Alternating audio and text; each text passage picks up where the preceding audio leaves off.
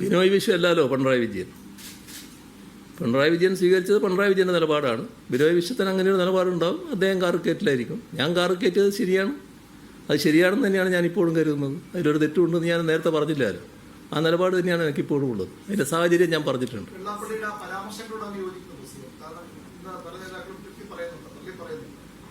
ഞാൻ പറഞ്ഞില്ലേ കാര്യങ്ങൾ. നിങ്ങൾ നേരത്തെ ചോദിച്ചു, നിങ്ങളെ അടുത്തിരിക്കുന്ന ആൾ നേരത്തെ ചോദിച്ചല്ലോ അതിനെപ്പറ്റി. ആ എന്താണ് സമീപനം എന്നുള്ളത് ഞാൻ വ്യക്തമാക്കി പറഞ്ഞല്ലോ.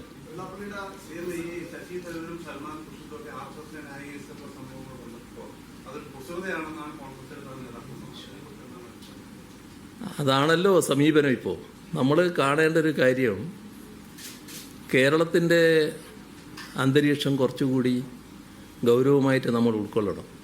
ഇന്നലെ ഒരു മാധ്യമത്തിൻ്റെ പരിപാടിയിൽ പങ്കെടുത്തപ്പോൾ ചെറിയൊരു ഭാഗം എനിക്ക് പറയേണ്ടി വന്നിരുന്നു അതുമായി ബന്ധപ്പെട്ട്. കാരണം കേരളീയ സമൂഹത്തിൻ്റെ ഒരു പ്രത്യേകത എല്ലാ കാലത്തും വർഗീയതയെ പൂർണ്ണമായി അകറ്റി നിർത്തിയിരുന്നു എന്നുള്ളതാണ്.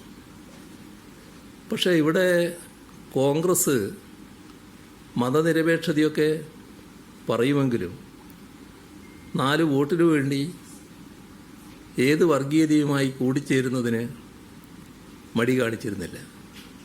തൽക്കാലം വോട്ട് പോരട്ടെ എന്ന നിലപാടാണ് അവർ സ്വീകരിച്ചിരുന്നത്. അതിൻ്റെ ഭാഗമായാണ് ദശാബ്ദങ്ങൾക്ക് മുൻപ് ഇവിടെ കോലീബി സഖ്യമുണ്ടായത്. അത് അന്നത്തെ നിലയിൽ ആർക്കും പ്രതീക്ഷിക്കാൻ കഴിയുന്നൊരു കാര്യമല്ല. പക്ഷേ വടകര ലോക്സഭാ മണ്ഡലത്തിലും ബേപ്പൂർ അസംബ്ലി നിയോജക മണ്ഡലത്തിലും കോലീബി സഖ്യമുണ്ടാക്കി. അതിലൂടെ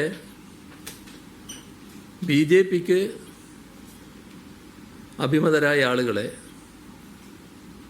നിയമസഭയിലേക്കും പാർലമെൻറ്റിലേക്കും എത്തിക്കാനായിരുന്നു ഉദ്ദേശിച്ചത്.